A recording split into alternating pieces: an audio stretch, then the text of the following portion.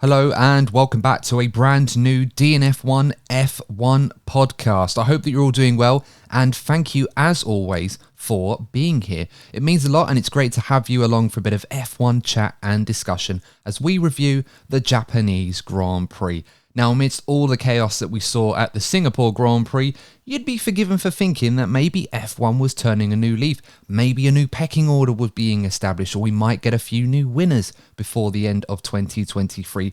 Well, you couldn't be more wrong. The dominant era of Red Bull and Max Verstappen continues to gather strength despite the blip they had last time out. Max Verstappen dominating the Japanese Grand Prix from start to finish. He had a bit of a moment in the first corner with the McLarens really hot on his heels, but that was pretty much as far as the challenge went. But of course, we're going to be reviewing all of the talking points from the Japanese Grand Prix with the DNF1 panel. We are joined by Lee Wallington and Courtney Pine. So, Courtney, might as well come to you first on this one, mate. First things first, hope you're doing well. And Red Bull Constructors Champions today, that was confirmed after Max Verstappen, who pretty much at the moment could single-handedly win the Constructors Championship at the moment. I think he probably would be, given how many points he's already acquired. But the fact that they've done it so soon, it was inevitable that Red Bull were going to get this over the line, especially after the first few races of the season where they really looked the class of the field. It just cements right now how dominant they, and in particular, Max Verstappen, have been this season. Yeah, I think this race sort of summed up the season. Red Bull, Max in particular, in the league of their own, and we saw everything going on with Sergio Perez, having a messy race, countless penalties, getting scraps, and Max Verstappen single-handedly winning Red Bull the Constructors' Championship.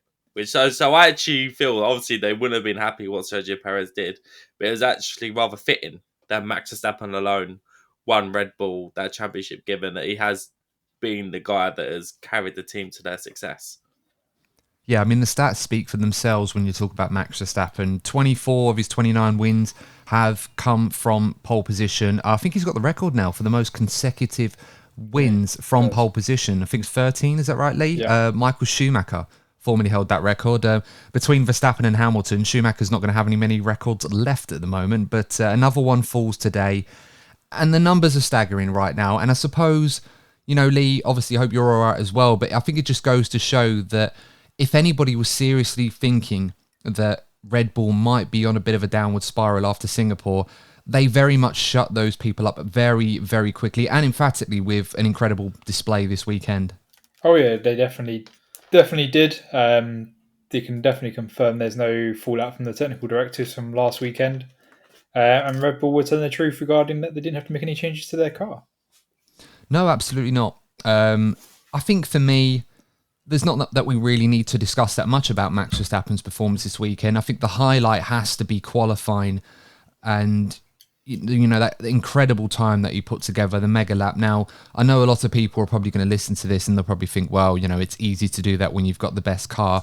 I don't know why some people are saying or asking the question, is this one of the best qualifying laps that we've ever seen? But just going back and watching the onboard footage of Max Verstappen, particularly in the first sector where he negotiates the S's, if you are someone that admires the purity of the sport and what is amazing about Formula One, you definitely want to be pointed in that direction and see that lap over and over again. I'm not going to go out there and say it was one of the best laps I've ever seen, but it was a pretty special mega lap. And I think it pretty much exemplifies how good Max and Red Bull combined have been this season compared to the rest of the competition. Yeah, a fantastic performance by Max in qualifying. Again, summed up the zone that him and the car, they're in tune. We saw it with Schumacher in recent years. We've seen it with Hamilton when they have the confidence, knowing that they have the extra bit of grip and aero performance compared to the competition. So it gives them the opportunity to showcase those moments of brilliance. So on track, fantastic stuff from Max. But I do have a bit of a conspiracy theory, guys. So I should have warned you about this before recording. Adam's like, "What is he going to say?" We don't script this, do we? I've got a theory. I've got a theory that Max Verstappen is actually a viewer of this podcast because he's had a couple things to say in and around the weekend. In a build up to the race, he said that people who criticise Red Bull's dominance, saying it's boring, need to, I quote, suck an egg. Okay, that was the first thing he said in the build-up. And then after the race, when he was asked about the Max Verstappen podcasts, he went on to say that he doesn't like podcasts and they actually help him fall asleep. So I've got a feeling that maybe Max himself or some of his followers have made him aware of our 1,000 subscriber podcast and he's gone and thrown a few indirects at us. So Max, if you're listening, I'm not going to take it back because, I'm hard than that. So... I reckon he's seen it. I really do. So what you're effectively saying, Courtney, is in order for us to stop the Max Verstappen dominance, because apparently we have now been bestowed with a huge amount of power here to shift the dynamic in F1, we need to make this podcast as entertaining as possible so that Max can't go to sleep. He wakes up tired. He lives and breathes the DNF1 podcast to such a degree he can't concentrate in the car. It evens the playing field. We get a new winner every week. F1 is great again. If only it was that easy. I reckon he'd absolutely love a DNF1 polo. Well, Max, if you are listening, hit me up. I'll happily send you one. But I digress, of course. Speaking of interesting knockoff merchandise, not saying that ours is, but there you go. The trophies that we saw this weekend, which are definitely not knockoff by any stretch of the imagination, so I'm not going to imply that. Interesting little innovation that we saw. The winner's trophy with the little kiss me function on there was displaying the winning driver's flag on the trophy. Now, of course, there were LED lights or something like that would show up, which is quite cool. I don't know how they managed to program that to react to Max Verstappen kissing the trophy in real time to show the Dutch flag. It could have been something that was pre-programmed where it was only going to show the Dutch flag anyway. There's a probably good chance that it would have been fine. But yeah, that was pretty cool. Did create a bit of confusion because some of the other drivers on the podium, the two McLaren drivers and Christian Horner, tried to do the same. Didn't quite work for them. But as far as trophies go, guys, what did you make of that? Well, it looked stylish as a trophy. But it did make me wonder of if it's pre-programmed to just a kiss me recognition or if it's a biometric and you got someone out the back before was like, oh, if you kiss it like this, no, you do it a bit like that, and then we're going to see him Drive to Survive. There's like all the drivers just kissing this random object just to get it measured, and it's like, oh, that's going to be an interesting clip if that's what they did. Logan Sargent would be like, do I really need to do this? Is it really going to be my flag on there? As cool as that would be to see, but yeah, I'm pretty sure a lot of the drivers probably thought this is pointless or wasting my time, really. Yeah, for me, I think a nice classic trophy, like some of the really standard ones, like the one Lando broke for in Hungary, or obviously the one for the British Grand Prix. The really classic trophies are probably the best ones, more than the fancy innovation. But it was cool. I'm not going to dispute that one. No, it was a nice idea. It didn't really look great on the broadcast, if I'm honest, because it was quite bright out in the daylight. If it was a night race and it was much easier to see that would have been much nicer. But I think it was a cool idea. We might see some other innovations in the future. It's certainly not the worst trophy design I've ever seen. The Japanese Grand Prix has always had some good ones. Do you remember the old ones where they used to look like the trophies that you used to get on, what was it, Mario Kart 64? We're going really far back. Yeah. If anyone remembers that game, remembers what that trophy was a bit like that. But yeah, those were pretty cool back then. But I think we're getting a bit off topic. In terms of Red Bull, of course, contrasting races once again between Max and Checo Perez. And yeah, Sergio Perez's race, nothing short of controversy from the very first lap. Had a poor getaway, got caught out by the Ferraris that managed to get ahead of him, forced him towards Lewis Hamilton. He made contact with him, and that obviously upset his race a little bit. Then he had an incident later on with Kevin Magnussen, where he's punted him, trying to recover that race. And then there was the whole controversy with the penalty as well under the safety car, where he'd overtook, I think it was Fernando. Was it Fernando Alonso, Carlos Sainz? Can't remember who it was, on the way into the pit. We had that clarified later on in the broadcast because we thought it was what he did after we came out from that pit stop. But then he retired the car, or so we thought. Then he came out again much later on in the race to serve the 5-second penalty that he never served originally for hitting Magnussen, and then retired the car again. Seems perfectly normal weekend for Sergio Perez at the moment. Bit of a strange one, though. What were your thoughts on this one, guys? Were you able to follow all of that? Yeah, I think it sums up, again, what I said in the beginning of the episode, that this weekend that Sergio Perez had, I feel it's a combination of I wouldn't say downfall as such, but the struggles that he's been having, particularly this season. And I really am worried about Sergio Perez. I think now Red Bull have wrapped up the Constructors' Championship, and obviously Max can wrap up the Drivers' Championship in a bloody sprint race next week, so that's pretty much guaranteed. Now they've wrapped up both championships, the eyes are now going to start going on to next season. Now, we already know there's pressure on Sergio Perez. There is the potential of other teams catching up to make life harder for Red Bull.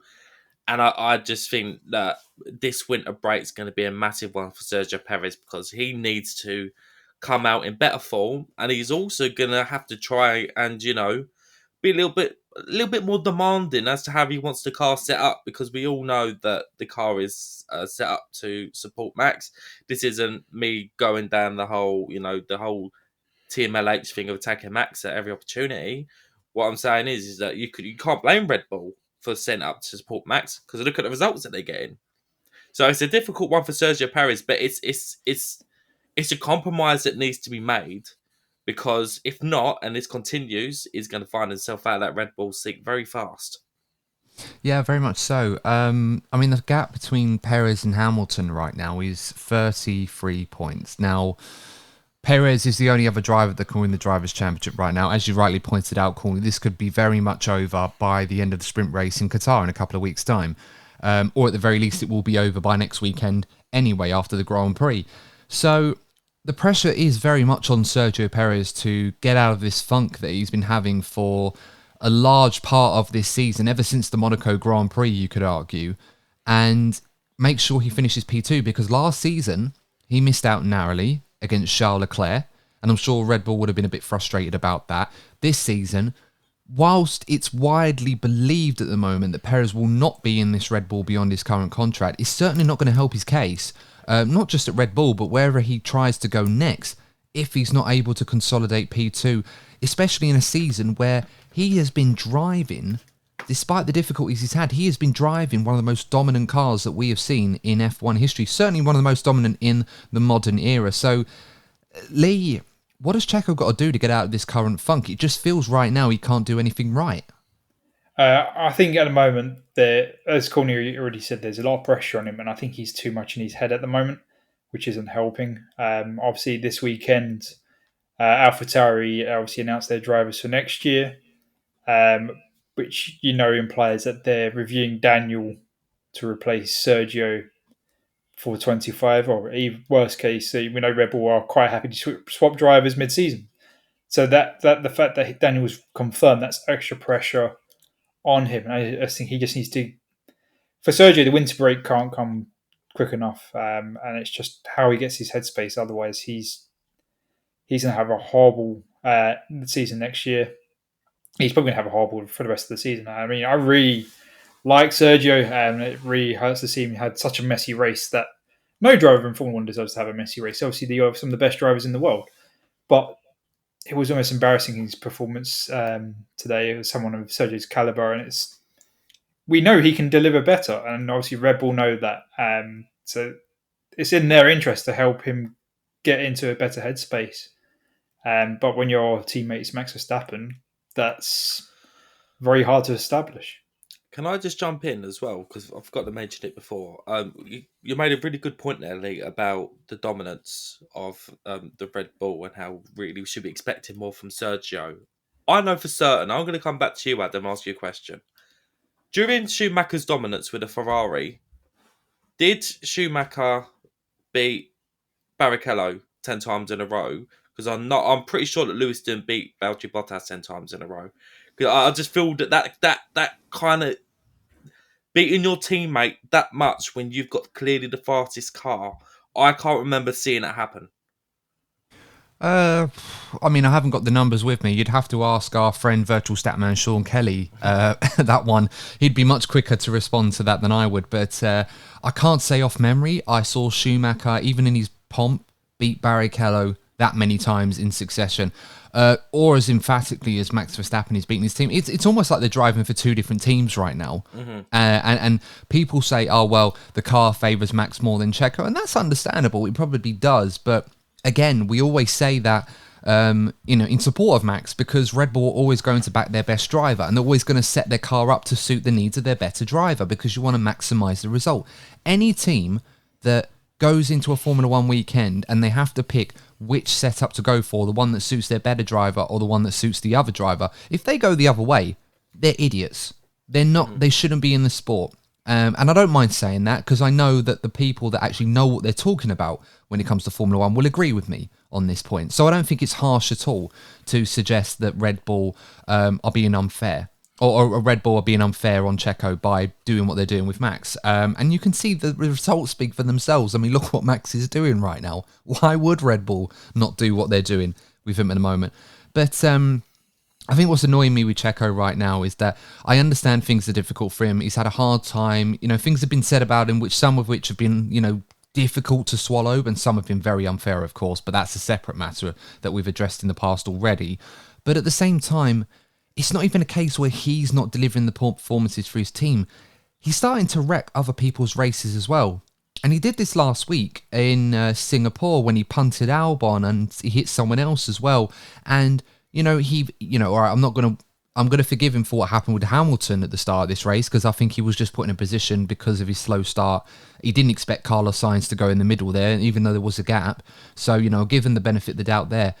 But just needlessly going for a stupid move on Magnussen at the hairpin and punting him when it was never on. And it's like, this guy's, it's starting to get very, very annoying now. And it's harder and harder to feel sorry for the guy when literally everything that's going wrong right now is all his own doing. I don't know where you can find sympathy for him. I'm sure Lee has a corner dedicated to that, but I'm pretty sure Checo's not making it this weekend. No, Checo's not making it this weekend, but we'll get to that later.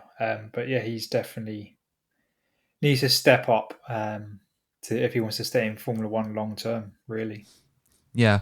We'll talk about the retired versus not retired thing perhaps in the preview for the Qatar race, because I think it's probably more appropriate, and time-wise I think we have to move this along. So let's talk about McLaren.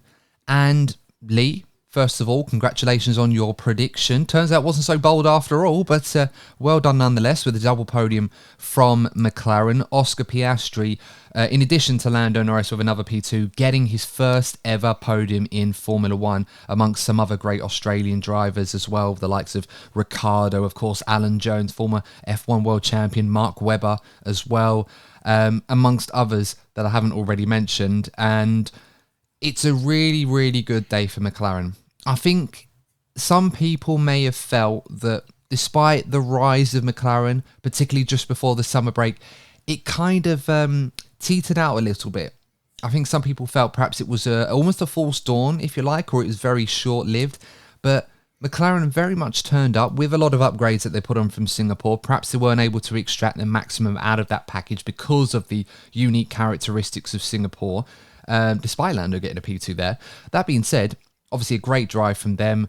Clearly, not even the only challenger to Max Verstappen, but, quite a bit ahead of everybody else. And there is some real optimism in this team now that this could be the momentum that they need to go towards the end of the season, and who knows where it could take them. They've certainly got the momentum on their side, and it seems that they have a better idea of the direction they're heading in compared to particularly Mercedes. I think Mercedes are quite concerning. Ferrari are doing the usual rhetoric, saying things are going to be different next season.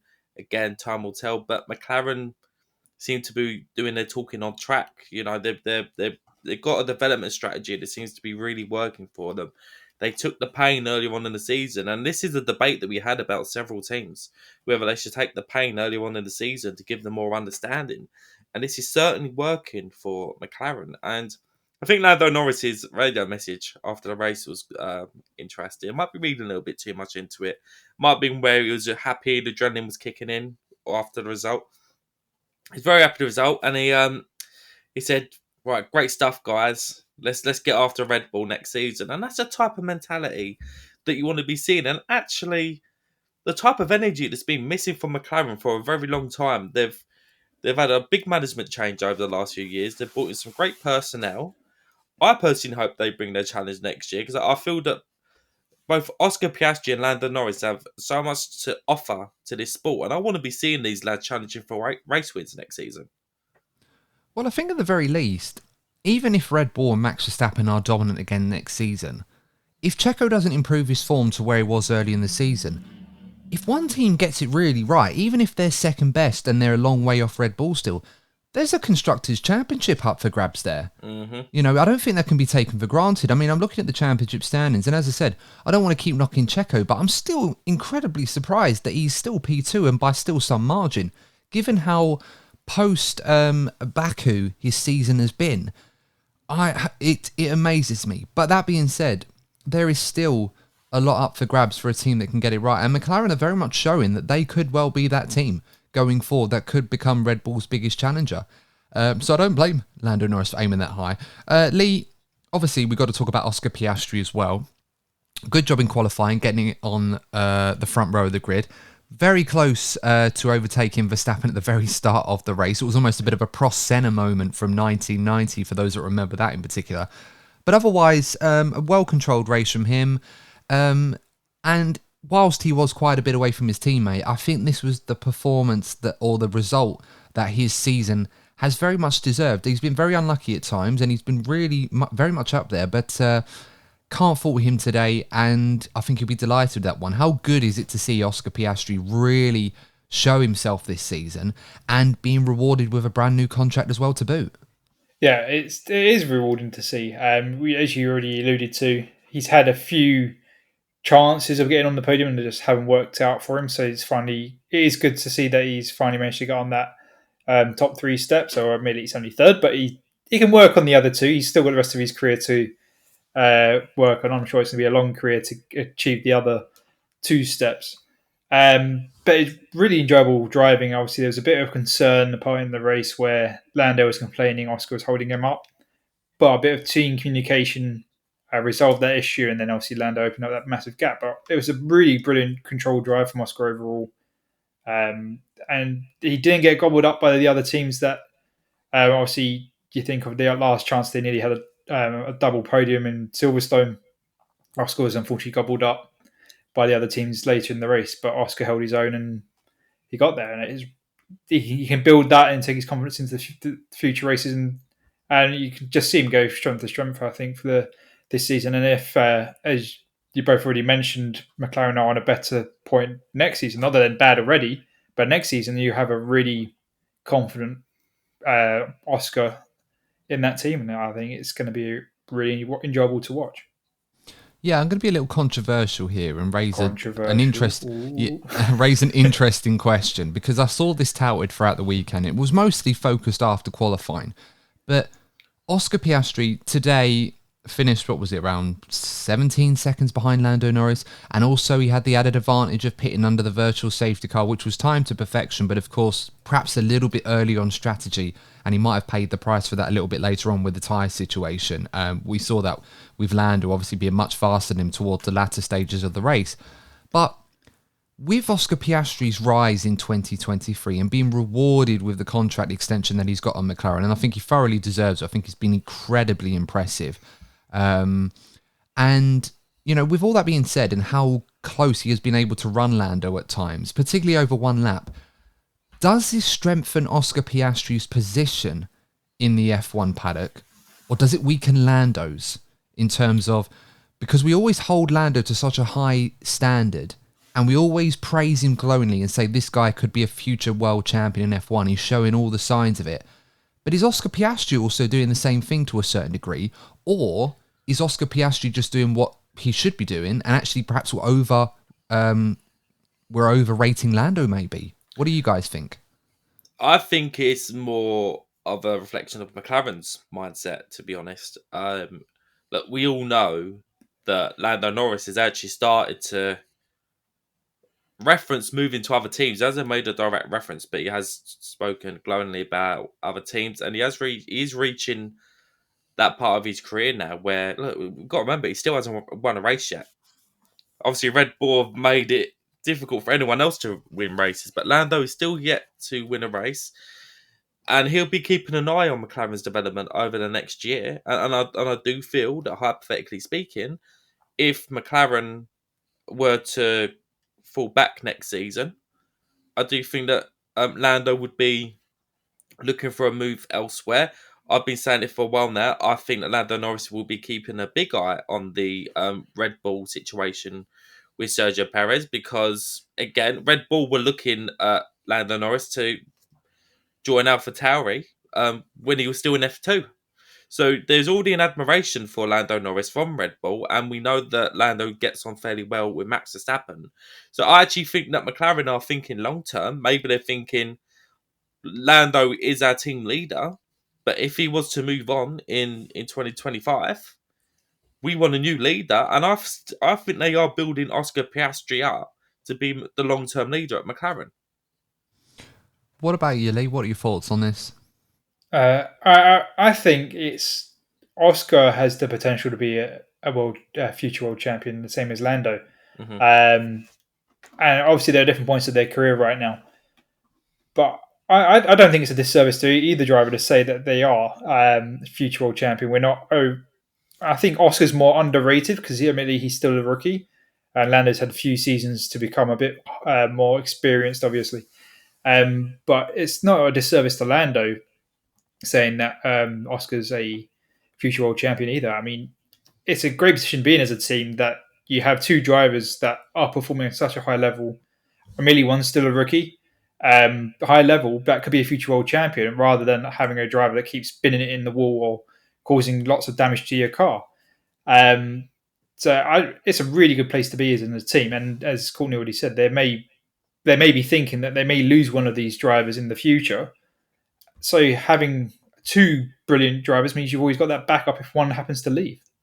Unless they both leave, and then you're a bit then McLaren bad choice. Yeah, McLaren have gone all Alpine on that situation, if that's the case. But yeah, it's a tough one. I mean, ultimately, I agree with both of you. I don't think we're overrating Lando Norris at all in this discussion. It's an interesting discussion point because I think what we've got here is two drivers with bags of potential. Arguably, McLaren's strongest driver lineup they've had in a very long time. Perhaps the strongest lineup they've had since Button Hamilton. You know, we have to go that far back. Now, people will say, oh, what about Carlos Sainz? Where does he fit into all this? Well, that was a couple of years ago. Carlos Sainz is a much better driver now than he was at McLaren. Lando Norris is a much better driver than he was when Carlos Sainz was his teammate. I think if Lando Norris goes up against Carlos Sainz from a few years ago, he beats that version of Carlos Sainz because he's much better now. And Oscar Piastri, like Lando Norris in the junior categories, was winning everything. The only reason Lando didn't win the F2 championship was because he got beat by George Russell. And that's certainly no shame at all. So, you know, you look at what McLaren have right now. McLaren know what they have right now. And, you know, as a result, I think Lando right now has arguably the toughest teammate he's had so far in terms of the level that he is currently driving at, the potential he could potentially have when you consider everything. Ricardo, as I said, didn't have a great time at that McLaren for loads of different reasons, not necessarily all him. I think McLaren used that as a bit of a scapegoat to cover up their own shortcomings. And, you know, you take all that into consideration, I don't think we're overrating Lando at all. We're certainly not underrating Oscar, because we know Oscar's that good and he will get better and better and better. So, you know, the longer these two are teammates, it's going to get a very, very interesting. But no, right now, I don't think this has created a realization of actually the fact that Lando may not be as good as we thought he is. I think he is that good, but Oscar Piastri is also very, very good as well. So, you know, good for McLaren. They certainly have done very, very well to plan for the future. It's what happens over the next few years. That will be very interesting for them.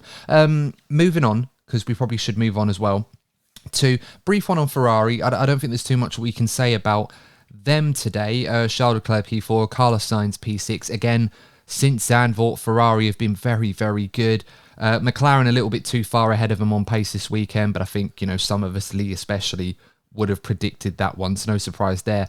But chance gone begging, perhaps, on Carlos Sainz, because he done well to get himself into the top 5 early on in the race, and he was very much following his teammate all the way through until the end. But Ferrari decided to wait a few laps longer to pick Carlos Sainz instead of Lewis Hamilton. They felt that, by their own wording, that Hamilton was always going to get Sainz because of the undercut that he had when he pitted the same lap as Leclerc. They had to pit Leclerc on that lap to protect him from Hamilton. Sainz had to fight off both the Mercedes to try and get back up to P5. Ultimately, he wasn't able to do that. So, given the fact that these two are fighting each other for the Constructors' Championship, P2 at least, is that 4 points wasted for Ferrari in terms of the swing, or do you feel that Hamilton drove so well that he was always going to beat Sainz at some point today? What are your thoughts, guys? I'd say it's a combination of both. I think generally you're right, Adam. Ferrari have definitely taken a step forward. I do feel they edge Mercedes on raw pace right now. But I do feel that Lewis's driving at the back end of that race was actually exceptional. I feel the whole mess between him and George, which I'm sure we'll mention later on, actually made life a bit more difficult for Lewis in that battle with Sainz than it could have been. And I just feel that I do agree. They have lost 4 points. They were a bit more aggressive with the strategy, but for Ferrari standards, no offense, it's not too bad. Ferrari, we've been very critical of Ferrari, and rightly so, over the last few years. They don't seem to be making as many high-profile errors, and that's going to be really important with this upcoming battle between them and Mercedes in the next few races. Yeah, that's true. Other than that one moment, which obviously has drawn debate, I don't think you could really criticise too much with Ferrari, other than the fact that their car's just not quick enough this weekend compared to where they probably would have liked it to have been. But that being said, given how close this championship battle is between Mercedes and Ferrari right now, 1 point here or 1 point there, a 4 point swing in Mercedes, that could have been larger for Ferrari to bring them closer to Mercedes, could be the difference between second and third this season.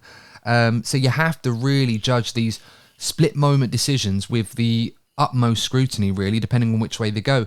Lee, what are your thoughts? Did Ferrari waste an opportunity today, or do you feel that this was the best that they could have hoped for? I don't feel they wasted an opportunity. They may have been a bit pessimistic regarding it, the undercut, but I think Lewis's pace and the fact that he attempted the undercut probably already sealed Carlos being behind Lewis. And I think it was, as Courtney already said, Lewis was driving brilliantly today, but quite aggressively as well. And it was, if he had a few more laps, Carlos probably may have gotten Lewis. It's just obviously ran out of time. If that safety car period, for example, at the beginning of the race didn't happen, Carlos may have had the time to get past Lewis to recover that spot.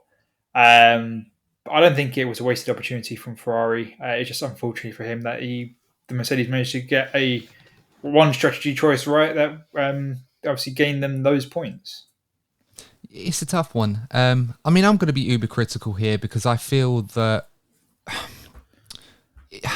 Ferrari perhaps were a little bit too cautious on this one. They know that the undercut was quite powerful here. When Leclerc pitted a lap earlier than Piastri, I think he undercut him by like 3 seconds, which was roughly the gap between Hamilton and Sainz before Hamilton made his pit stop. And then Sainz, I think, how many laps was it? 3 laps? That Sainz stayed out longer than Hamilton, or 4 laps, something like that. And Sainz ended up 7 seconds behind Hamilton as a result. And for me, I understand the logic that Ferrari were trying to go with. I think they felt that Hamilton was cooking his tyres quite quickly to try and see if he could get after Leclerc, and ultimately that didn't really work because Leclerc had the legs on the Mercs anyway. And they felt that this would bring him back to Sainz. And maybe the George Russell stuff played a part in helping Hamilton. It might have done a little bit. It might have bought him a lap or two, which was the difference in this case. But part of me feels like Ferrari perhaps asked too much of Sainz in this final stint. I think if Ferrari had just thought, you know what, even if we lose the position, Sainz is right on Hamilton's tail. Hamilton didn't exactly have the best stop himself anyway. So, that might have been a chance there. I think they could have trusted Sainz to try and get that place back. It just felt Ferrari had an edge on Mercedes, especially in the straights where the overtaking was done. I think if they'd have pitted him a lap later, he might have been able to get Lewis and finish P5. As I said, because of how tight it is in the Constructors' Championship, we're going to be judging these decisions based on where Ferrari end up. If Ferrari finish ahead of Mercedes, nobody's going to care. But if they don't, they might look at moments like this and think, if only they'd have done the other thing, it might have worked out for them. But that's the fine margins of F1. Mercedes, we should move on to them. Interesting battle for them today, very much with each other. Hamilton and George Russell ended up on very different strategies, mostly enforced because George Russell wanted to take a gamble. Ultimately, the gamble didn't pay off for him. He tried to do the one stop in the hope that maybe he could finish ahead of the McLarens or even the Ferraris. In the end, he pretty much finished where he started, and that was P7. Had a few dicey moments with his teammate Lewis Hamilton as well, particularly at Spoon Corner, where Hamilton perhaps understeered a little bit and ran George wide, but George was on that part of the track on the outside where you will run the risk of that happening to you. So as Mercedes fans, I'm going to put this to you guys, being the experts on your team. What did you make about that? It's getting spicy a little bit between Hamilton and Russell now, isn't it? Yeah, I think we're getting to the point now where Mercedes, the management at Mercedes, are going to have to act. Not only when it comes to the dynamic between the two drivers, but actually from a PR perspective as well, because we saw a lot of talk last weekend about the lack of Mercedes personnel at the podium celebrations. Obviously, after George Russell's incident in the last lap, that's one part of the story which I feel will be building frustration in and around the team. I think the other thing, actually George is becoming a very frustrated person. You have a look, he wouldn't have been happy with his performances over the course of the season. Obviously, last season, he would have felt happy. He probably would have felt he had the upper hand over Lewis. Whether that be right or wrong, we all have our own opinions on that. Coming to this season, Lewis seems to be driving better. George, as I say, not really been at his best overall.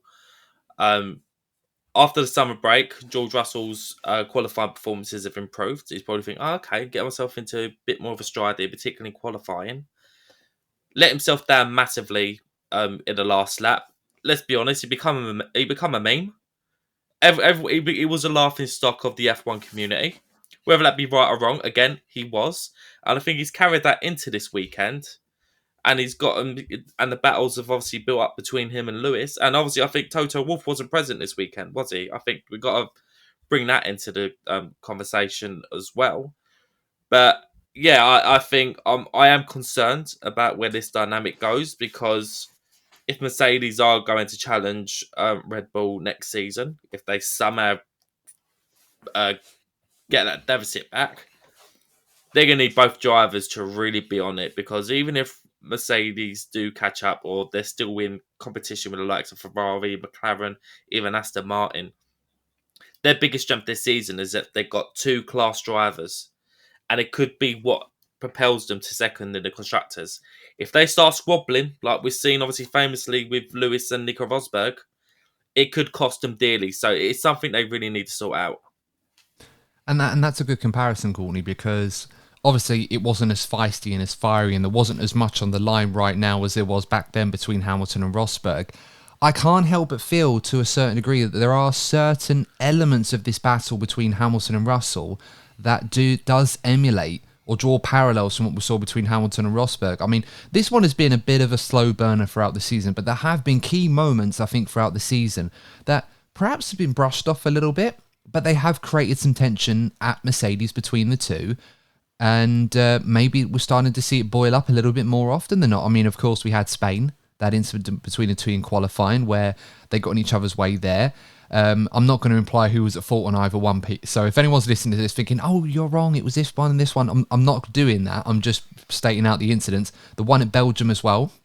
We can fast forward to Singapore, of course. What happened? People saying Russell should have got out of Lewis's way. Of course, the first lap incident where Russell was telling Lewis he had to give him the place back and everything else.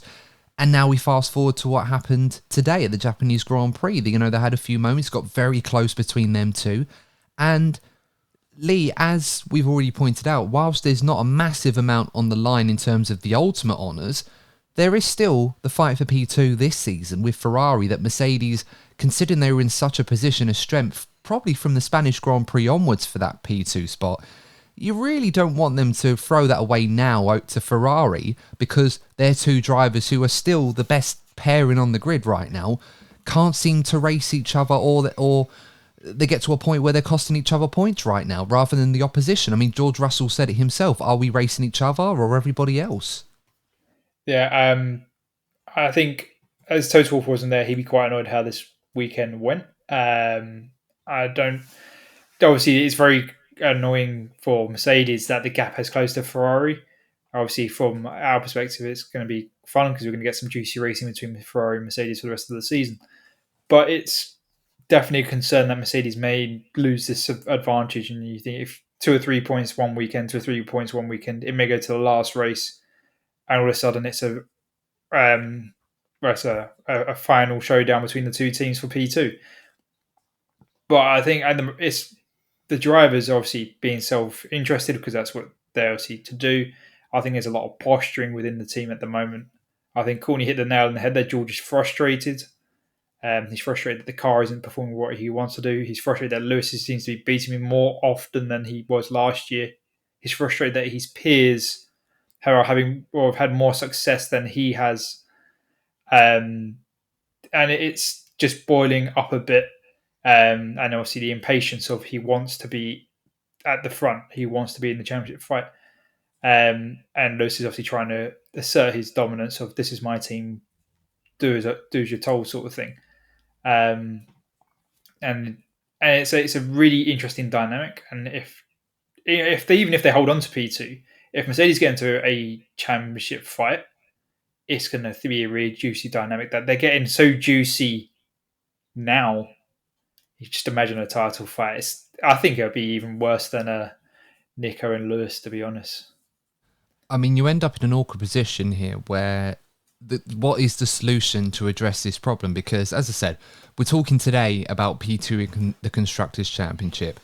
Next season, it could be P1, or the year after that, it could be a fight to win the Drivers' Championship between the two of them, and they could be taking points off each other. At this point, does there need to be some level of intervention here to try and get the team to assert dominance over the drivers here? Because we've got two guys right now, they always talk about playing the team game, but based on the evidence of what we're seeing on track, that couldn't be further from the truth. You know, and look, this isn't me trying to criticise both drivers for saying they're being selfish. All drivers out there are doing it for themselves. But if you can play the team game, we have seen examples where people have done that. We're going to get on later on to a driver that did play the team game, much to their own detriment and dissatisfaction.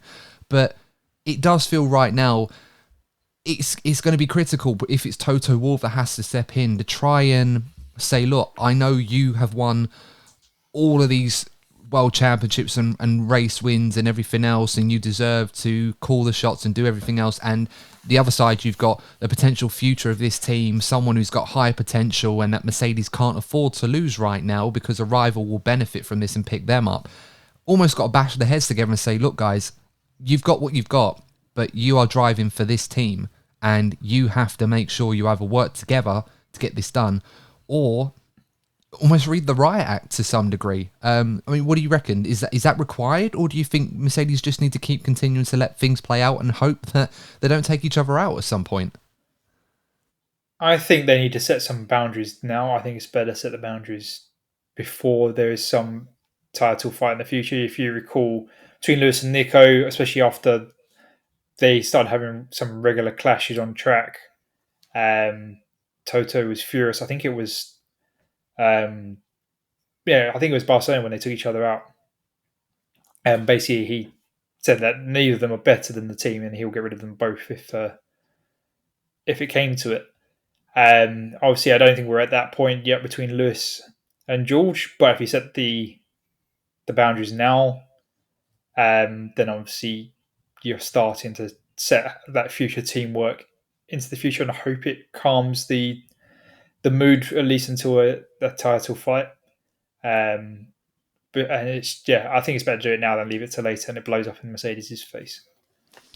Yeah, we'll have to wait and see. Interesting to say the least. But let us know your thoughts, guys, in the comments. What should Mercedes do about Hamilton and Russell right now? In fairness, they haven't taken each other out of a race yet. But I think that's the key word, yet. Yeah. Based on what we saw today, they were very, very close, and they raced each other very hard. But we haven't heard too much from Hamilton on this dynamic, which is a bit surprising. It was a relatively quiet weekend as far as the radio goes for Hamilton. I'm not sure if that's because the broadcast didn't find anything worthy to put on the, to put forward from Hamilton radio messages. They're usually monitoring that like a hawk. So yeah, it'll be interesting to see what he has to say about it over the next few weeks and races, depending on how this situation develops. Quick one on Fernando Alonso at Aston Martin. P8, probably the best that Aston Martin could have hoped for. They took a gamble on strategy on the softer tyres and pitting a bit earlier to get him the undercut. He was a bit of a thorn in the side of the Ferraris and the Mercs to a degree. But for the remainder of the race, he was very much fighting Esteban Ocon for a while and had difficulties passing him and constantly complaining on the radio about the team feeding him to the lions, as he put it, which is quite ironic, being Fernando is often the biggest lion of them all at times. Certainly fights like one. Are we getting to that point now where, compared to where we were at the start of the season, where Fernando Alonso himself was saying that this Aston Martin felt like an absolute dream to drive, are we getting to that point where Fernando is starting to feel a bit frustrated about the fact that they are the team in the chasing pack which very much doesn't belong at the moment, because they, like Alpine, are in a bit of no man's land at the moment? They're too far off everybody else, but they're so much quicker than those behind them. It begins. The Fernando Alonso ranting, it begins. We've seen it, every team that he's driven for. He's been very outspoken. Whether that's a good thing or a bad thing, more often it's been harmful to the teams he's driven for rather than not. And there's actually, I feel, this cost him a lot more opportunities to get more championships. And I raised this earlier on in the season when we started to see the likes of Ferrari, Mercedes and McLaren improve a lot more compared to Aston Martin. I said, if this continues, Fernando Alonso is going to start creating. I do find it quite fitting that this happened at Suzuka, the same venue where he compared the McLaren's Honda engine to a GP2 engine. So it's he does seem to get a bit hot-headed on the Suzuka circuit, but Aston Martin have been warned. They really need to up their game next season, or Fernando Alonso is going to be a very unhappy customer. And I also feel that the Lance Stroll situation, his performances this season, again, something I alluded to earlier on in the season, that whilst Aston Martin were riding that wave, they needed both drivers to get the points, or it could be very harmful for them. And we're starting to see both of those stories I've raised come together. And actually, I feel that Aston Martin really need to be looking over their shoulder, because I really do believe right now they're going to end up finishing fifth. Well, it's 49 points, the gap right now between Aston Martin and McLaren. McLaren had a 29-point swing in their favour today. Very impressive from them. 6 races to go, including 3 sprint races as well. You can't help but feel that it's very much on for McLaren. They could sneak in and take P4. And if they do, it's very much deserved. It's quite an interesting journey both teams have taken, for better or worse here, where Aston Martin and McLaren both recognised that there were issues with their car they needed to address. They saw the blueprint of what they needed to copy, which was basically the Red Bull version to a certain degree. And Aston Martin started strong at the start of the season. They have had a bit of a decline, as we expected them to, as this development race raged on. And McLaren have gone the other way. They addressed their problems early on. They had a difficult start, but they've shot up like a phoenix right now. And whichever one of those two teams is going to finish fifth will be bitterly disappointed for different reasons. But I'm with you, Courtney. The way things are going, I can only look at McLaren really finishing ahead of Aston Martin. Lee, what about you? No, I do think McLaren will get Aston Martin. I do think Fernando, apart from the situation where it's begun, and I think he's taken a lot of the pressure on himself, because he knows, obviously he's got his dream. He still wants to win the title, and he knows how important it is for the team to finish in P4, because it helps him get that slightly closer to winning the title. And I think he's getting frustrated that they're going to probably lose it, P4 in the constructors, and he's probably getting frustrated that his teammates not delivering. He's getting frustrated. Obviously, they're being outdeveloped, getting frustrated that they're going to potentially be P5, and it's just all starting to boil up on with him at the moment, and I'm sure worse is to come for the rest of the season as that frustration builds. Yeah, ultimately it comes down to what Aston Martin have cooking for next season, quite frankly, because if they have sacrificed a lot of what they're doing for next season and sacrificed this season, that's understandable. But if they turn up with a dud of a car next season, then obviously it's going to be much more intense pressure from Fernando, and obviously concerns will be raised over his future with the team and what the plans are going forward, as we've seen countless times at other teams that Fernando has left in similar positions to what we're seeing right now. And what will worry him the most is the fact that Aston Martin, they've struggled to develop throughout the season.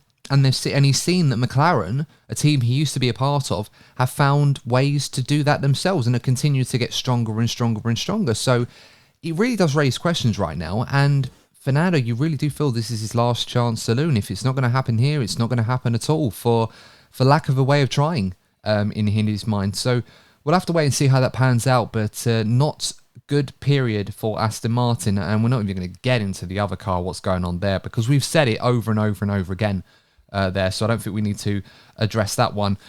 Alpine, where are my manners? Lee, of course, sympathy pit lane. Who are you going for this weekend? For me, my sympathy pit lane this weekend, it is Pierre Gasly. I feel that he deserves to be in the sympathy pit lane because of the way the race ended for him. Obviously, he gave his position back to Esteban on the very last corner. Admittedly, it was something I missed watching the race. But watching back the feed, and it's just how slow he's going, because I think it was a 20-second margin he had in front of Esteban or something like that. Mm. So it was basically just stopped on the track for Esteban to catch up with him to swap places. Which, from what I understand the situation, it was a bit confusing. Their race plan didn't work as well. The pre-agreement didn't quite work out because obviously Esteban's damage got him ahead because he undercut Pierre and with the safety car period, and they swapped because they were on offset strategies, and Pierre wasn't aware that they apparently had to give the place back to Esteban, and then he was really frustrated after the race he'd done, and he'd been the lead driver for a good chunk of the race. Yeah, it's a strange one, isn't it? Yeah, and just feel really sorry for him that. It's one thing you're trying to chase down a team and then like, oh, we've agreed it and we're going to swap it because we did on the agreement like that time in Budapest where Lewis and Valtteri swapped places and Lewis gave it back when he didn't work. But Pierre has no idea and he just take it away at the last minute. I think it's just complete and utter and unnecessary to make it confusing and for Pierre or the fans to understand what happened. It's just for the same points. He didn't lose any constructor points from doing it either. I feel really sorry for Pierre how his race ended today. Yeah, absolutely. I mean, I've got here a tweet from Molly Marissa. Very, very notable and very knowledgeable person on social media, and she had broken down basically what had gone on between Gasly, Ocon, and Alpine to kind of explain this situation. And she was tracking both the onboards on F1 Multi-Viewer via F1 TV. So I'm just going to read through her tweet what she's mentioned to kind of break down how this all went down with Gasly, Ocon, and Alpine. But basically, the agreement was made pre-race by the team that the plan was if either driver had undercut the other, they would get the place back. Now, Esteban Ocon had undercut Pierre Gasly because of his compromised race due to the lap 1 damage he had. So obviously he'd made an earlier stop. He was able to undercut him. So the team then swapped Gasly and Esteban Ocon because Gasly was obviously on much fresher tyres later on to get his place back so he could catch Fernando Alonso with 8 laps to go. He was much faster on the fresher tyres than his teammate, and he was like a second faster than Esteban and 2 seconds faster than Fernando. Eventually, once they swap the cars round, Ocon's engineer tells him that Pierre will give the place back if he can't overtake Fernando. That seems normal practice. But at this point, Ocon had already undercut Gasly. So in theory, the place should be Gasly's anyway, not to have to give back. Gasly's engineer is completely unaware of this arrangement and has not told Gasly of what they plan to do and has not told Gasly that they're going to let Ocon go by. the swap is performed as we expected, which lined at the team that the plan was for Gasly to get the place back. Pierre is then asked at the final lap to switch back, much to his and his rep's surprise, his race engineer's surprise, I should say. He then pushes back on this since this was not the plan, and he's absolutely right, that was not what they agreed. He qualified ahead and all the other stuff, etc. The team then tells him, after he's let Ocon through at the final corner, they will talk about this directly at the pit wall, and then he obviously makes a swap. Ocon finishes ahead of Gasly. Gasly, we saw on the footage that we saw on social media, he was all kinds of hand signs, all kinds of expletives. He was not happy about it at all. And ultimately, I'm with you, Lee. I don't understand what the point of that was, because judging on what we saw and what was tweeted by Molly, and I have no reason to disregard what she's put. I think she's absolutely spot on with how this all went down, and from what I've read onwards from other people as well, that seemed to be what the agreed plan was. Gasly did the right thing by pushing back. That was not the plan at all. And Alpine have kind of shafted him here for no reason. They had nothing to gain by swapping those two cars around at the very end of the race. They gained no more championship points.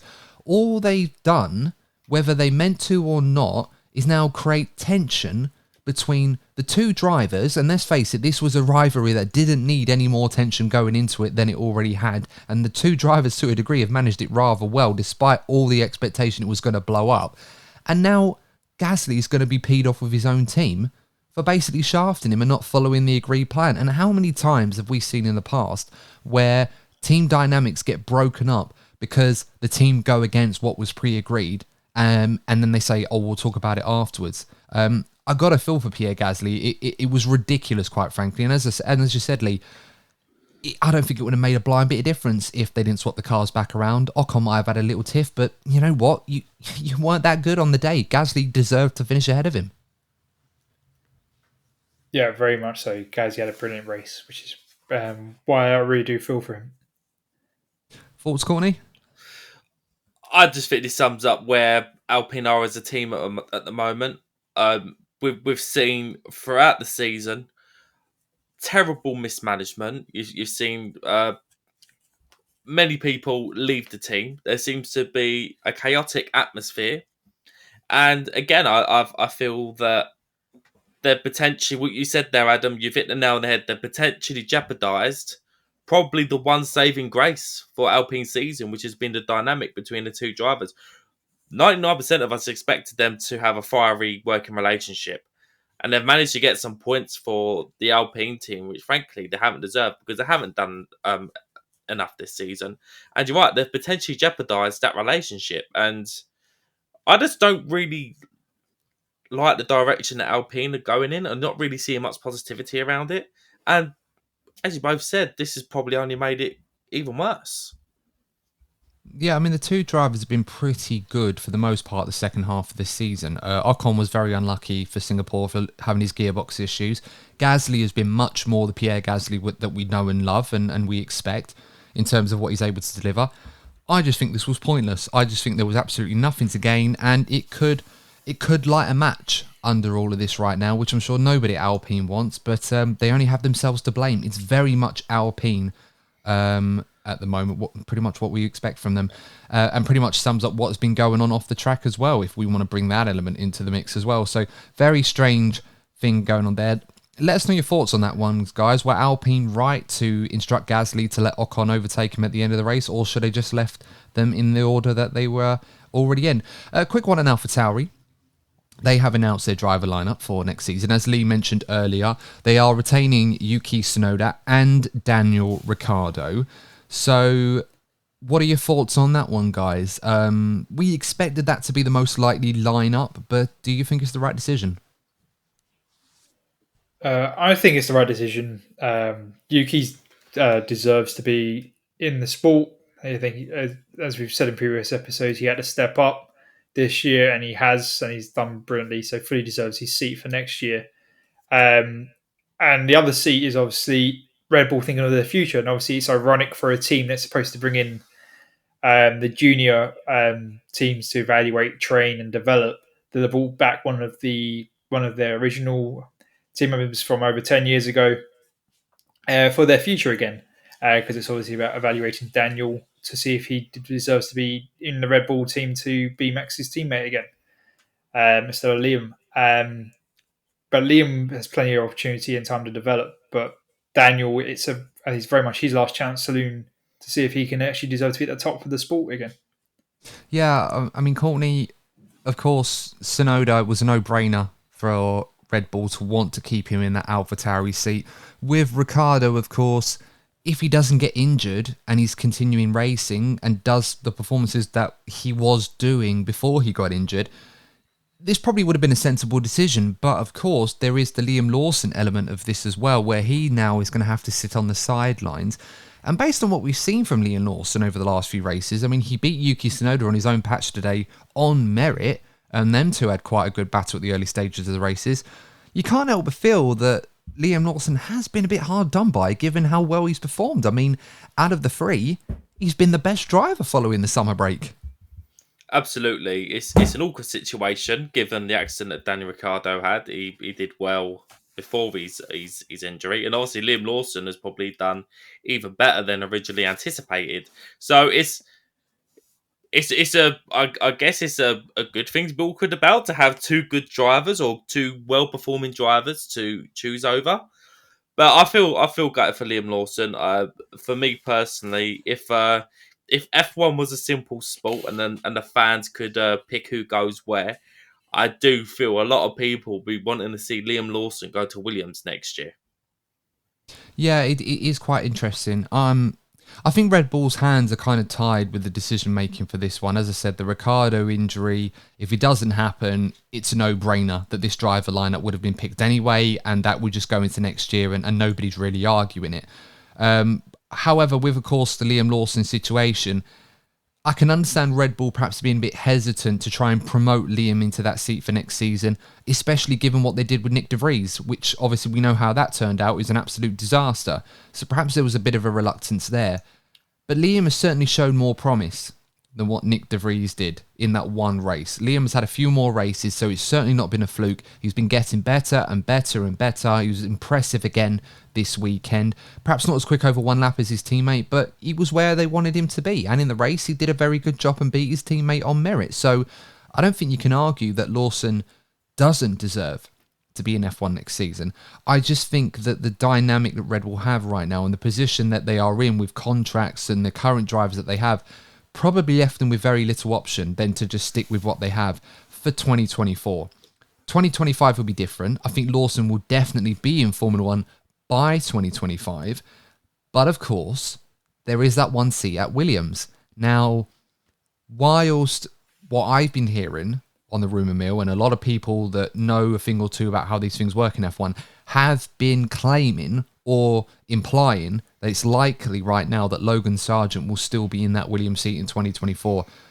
To my surprise, based on how things have been going, particularly the second half of the season, I can't help but feel there's an opportunity for Williams right here to potentially entice and nab a driver of potential. And certainly, with all due respect to Logan Sargent, I think Liam Lawson has a bit more about him and is a bit of a better driver, I suppose, than Sargent is in F1, at least. So surely Williams should try and go for this, should they not? I think Williams should try and go for Liam. But then again, Mercedes will come into this. Obviously, you remember how at first they were hesitant to have Alex drive for one of their customer teams with a Red Bull connection, and that will be the same issue for Liam. So there will be a lot of pushback from Mercedes, and obviously the clause of getting him out of the Red Bull program and disassociated like Alex has been. But if they can get around that aspect, I think it's a no-brainer. I think Liam will deliver performances closer to Alex than Logan currently. Yeah, and obviously Logan didn't help his case this weekend any further by having a bad crash in qualifying and having a collision with Valtteri Bottas as well. Obviously, there's not too much to say really on Alfa Romeo. We didn't really see too much of them. Zhou got caught up in that first lap incident, but ended up finishing P13 after everything. Bottas's race was ruined by multiple incidents, not really any that were actually his fault, unfortunately, so it's very unlucky for him. Haas, again, qualifying, they were pretty decent, but Magnussen, Hülkenberg, not much to say about them. Magnussen, the only notable moment for him was when Perez punted him off, really, and that kind of ruined his race. Williams, as I mentioned already, with Sargent, didn't work out. Albon really struggled all weekend, and Williams will be disappointed with a double retirement, but Japan was always going to be a tough track for them, even though that car looked great when it was on circuit with that Gulf livery. So that pretty much covers all of the teams in a certain level of detail, some more than others, so forgive us for that. But of course, we can't end things without Courtney's rant, so much later in the episode than we normally do. But Courtney, who is making your rant this weekend before we sign off? Well, going to have to let you guys down. This week I'm not going to be doing a rant. I'm going to be raising something quite wholesome. And that is Sebastian Vettel getting all of the team personnel together to build some bee hotels or beehives in and around the Turn 2 area. I think it's fantastic that Sebastian Vettel still has a role in and around the sport, and he's actually using his influence within the paddock to encourage biodiversity. I think it's also fantastic PR for Formula One to have somebody like Sebastian around to help with that. And and beekeeping, I actually think it's also good to put it out there for people to realise how simple beekeeping is. I'm not going to go too deep into it, but I have done some biodiversity work before. But beekeeping is low cost, easy to put together, fantastic for the environment, and then sometimes with hives themselves, you get produce, obviously with honey. So I think it's such a fantastic thing that Sebastian Vettel has done there, and I really hope to see a lot more things like this in the future. Yeah, it's lovely, isn't it? Wholesome. You only had to say Sebastian Vettel if you wanted to go with wholesome content and just let the race speak for itself, quite frankly. The fastest bees in the world. There you go. Buzzing corner, I think they were calling it at Turn 2. The nice yellow and black curbs as well as race awareness. That was a nice touch. Yeah. It wasn't mine. It was theirs. It definitely wasn't mine. I read it somewhere, so it's not mine. I'm not taking credit for that whatsoever. But lovely to see. It's lovely to see Seb in and around the paddock every now and then. And of course, Japan is not an easy place to get to, so obviously he would have had to travel quite far to make the point. But no, good to see, and obviously carries a lot of respect from a lot of drivers as well, which is always nice to see. But a lovely touch to end on this episode. Thank you for that, Courtney. Guys, I hope that you agree. Of course, if you don't, that's absolutely fine. Let us know on the socials or on the YouTube comments, as you so often like to do. But if you enjoyed this episode, make sure to like the video, subscribe to the channel, and don't forget to leave us a 5-star review on your favourite podcasting platform. It really does help us out, so please do if you can. But until then, guys, we'll be back for a bit of a news roundup in the next episode, because I'm just checking my calendar now, guys, and I prompt both Courtney and Lee to correct me if I'm wrong, because I was last time when I said that Japan was actually a couple of weeks away when it wasn't. Qatar, we've got a bit of a mini break now. We've got 2 weeks before Qatar. Is that right? That's right. Yeah. It is. Good. I'm just checking my calendar, and we do. So, yes, we will have a bit of a news roundup in our next episode before, of course, we preview the Qatar Grand Prix, where Max Verstappen will most certainly likely become a three-time world champion, as if we didn't expect that for some time now. But until then, guys, thank you for tuning in as always. Please stay safe, and we will see you in the next episode of the DNF1 F1 podcast. And remember, as always, if you're not first, you're probably DNF1 or Max Verstappen. Take care. See you later. Goodbye.